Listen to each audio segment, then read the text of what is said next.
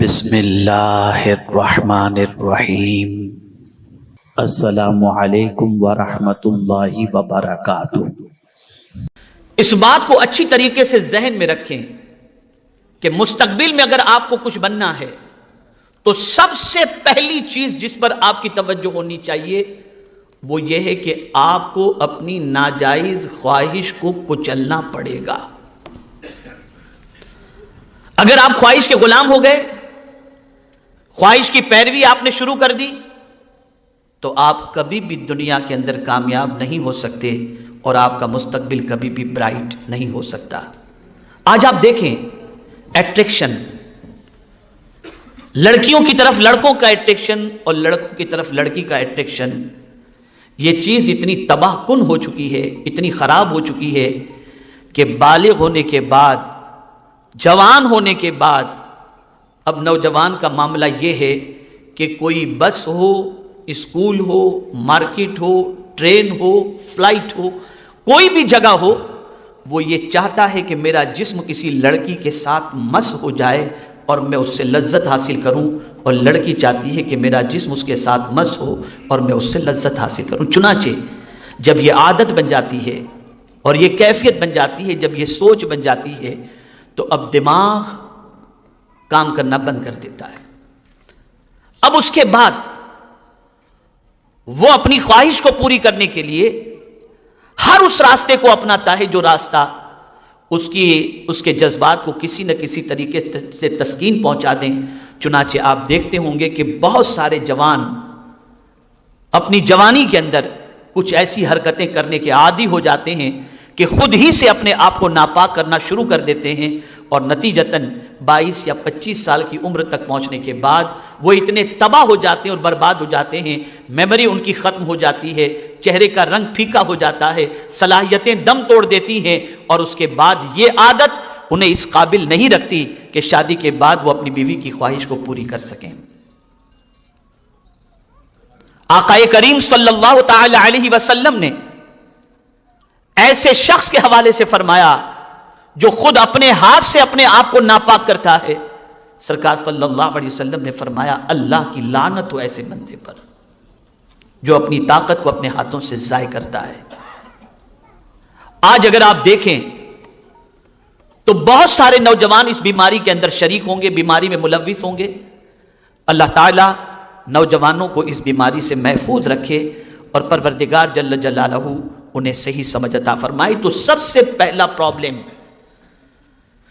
جو ایک نوجوان کے لیے ہے وہ یہ ہے کہ وہ خواہش کی پیروی کرنے کی بجائے کس کی پیروی کرے؟ حضور کی پیروی کرے۔ خواہش کی غلامی کرنے کی بجائے حضور صلی اللہ علیہ وسلم کی غلامی کرے، اللہ اور اس کے رسول جل جلالہ و صلی اللہ تعالی علیہ وسلم کے فرامین پر عمل کرے، اس لیے کہ قرآن مقدس نے واضح لفظوں میں فرما دیا من یطع الرسول فقد اطاع اللہ، اور ایک مقام پر فرمایا من یطع اللہ ورسولہ فقد فاز فوزا عظیما، جو اللہ اور اس کے رسول کی اطاعت کرے اللہ اسے بڑی کامیابی عطا فرماتا ہے۔ تو کامیابی خواہش کی غلامی سے نہیں ملتی، کامیابی اللہ اور اس کے رسول جل جلالہ و صلی اللہ علیہ وسلم کی اطاعت سے ملتی ہے۔ تو پہلا پرابلم خواہش کی پیروی ہے، جس سے ہر مسلمان کو، ہر نوجوان کو بچنا یہ بے پناہ ضروری ہے۔ ایک ماں، ایک باپ اپنے بچے اور بچی سے کتنی آرزویں اور امیدیں لگائے رکھتا ہے۔ ایک باپ چاہتا ہے کہ میرا بچہ اسکول پڑھے، میرا بچہ کالج پڑھے، میرا بچہ اچھے پرسنٹیج لے کر کے آئے، ہماری غریبی کو دور کرے، علم کے زیور سے آراستہ ہو، اور جب اس کا بہترین رزلٹ آئے تو ہم سماج کے اندر سر اونچا کر کے چل سکیں۔ لیکن ہم دیکھتے ہیں بہت کم خوش نصیب ایسے ماں باپ ملیں گے جن کے بچے اچھے پرسنٹیج لے کر کے آ کر اپنے ماں اور اپنے باپ کو سکون کی دولت سے مالا مال کرتے ہوں گے، ورنہ میکسیمم بچے آج کالج میں جانے کے بعد اپنی جوانی کو لٹا بیٹھتے ہیں اور تباہ و برباد کر بیٹھتے ہیں۔ یہی حال بچیوں کا ہوتا ہے الا ماشاء اللہ۔ بچیوں کی پوزیشن بھی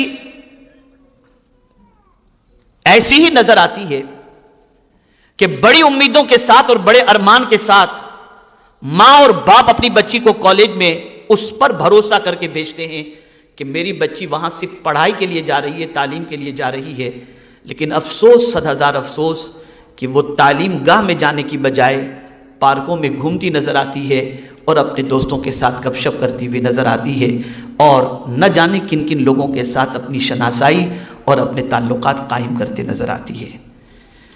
پیاری بچیوں، پیارے نوجوان بچوں، آپ صرف اتنا سوچیں کہ آپ کو بڑا کرنے کے اندر آپ کے پیرنٹس نے کتنی قربانیاں دی ہیں۔ کیا اسی لیے آپ کو بڑا کیا گیا؟ کیا آپ یہ ساری حرکتیں کریں؟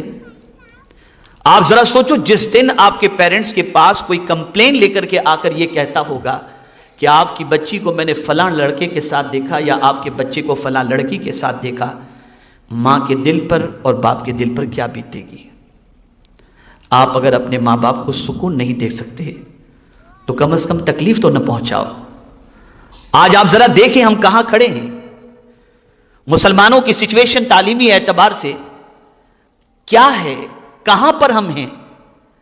یہ ساری سچویشن کو دیکھنے کے باوجود بھی اگر آج کا مسلمان اپنے مقاصد کو بھول کر کے لہو و لعب اور خرافات میں گرفتار ہو جائے تو اس مسلمان پر سوائے افسوس کرنے کی اور کوئی چیز نہیں ہو سکتی۔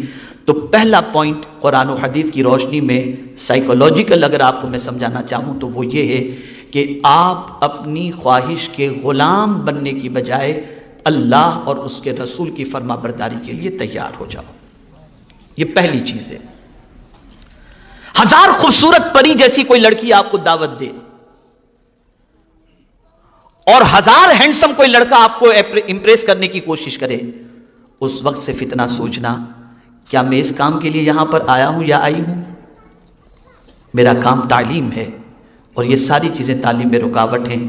سب کو چھوڑ کر پیار کرنا ہے تو کتاب سے پیار کرو، یہ کتاب تمہیں دنیا اور آخرت میں ترقی دلائے گی۔ تعلیم سے پیار کرو۔ آقا کریم صلی اللہ علیہ وسلم نے ارشاد فرمایا، علیکم بالعلم فإن العلم خلیل المؤمن۔ سرکار فرماتے ہیں علم کو لازم پکڑو کہ علم تمہارا بہترین دوست ہے۔ جب سارے دوست تمہارا ساتھ چھوڑ دیں گے تو یہ ایجوکیشن ہی ہے جو تمہیں ہر مقام پر سپورٹ کرے گا، تمہیں ہر مقام پر عزت دلائے گا۔ میں آپ کو بتاؤں، رنگ کیسا بھی ہو،